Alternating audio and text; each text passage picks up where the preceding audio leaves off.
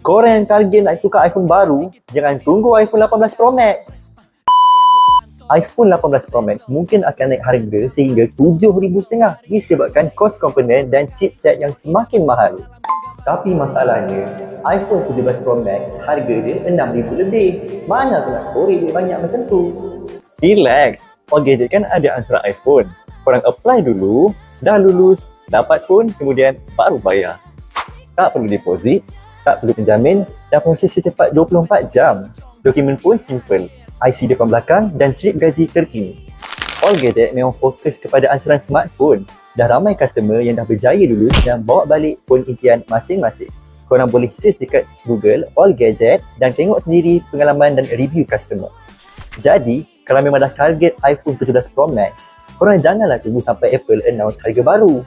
Nanti bukan harga iPhone je yang naik, dompet korang pula yang menangis. Cepat logis saya sekarang, saya akan bantu korang sampai dapat iPhone 17 Pro Max ni. Korang yang target nak tukar iPhone baru, jangan tunggu iPhone 18 Pro Max. iPhone 18 Pro Max mungkin akan naik harga sehingga RM7,500 disebabkan kos komponen dan chipset yang semakin mahal. Tapi masalahnya, iPhone 17 Pro Max harga dia RM6,000 lebih. Mana tu nak korek duit banyak macam tu? Relax, All Gadget kan ada ansuran iPhone.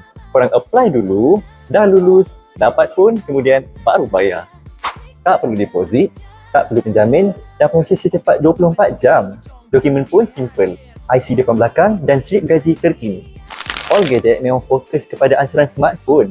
Dah ramai customer yang dah berjaya dulu dan bawa balik phone impian masing-masing. Korang boleh search dekat Google All Gadget dan tengok sendiri pengalaman dan review customer.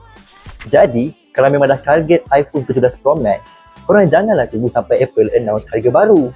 Nanti bukan harga iPhone je yang naik, dompet korang pula yang menangis. Cepat logis saya sekarang, saya akan bantu korang sampai dapat iPhone 17 Pro Max ni.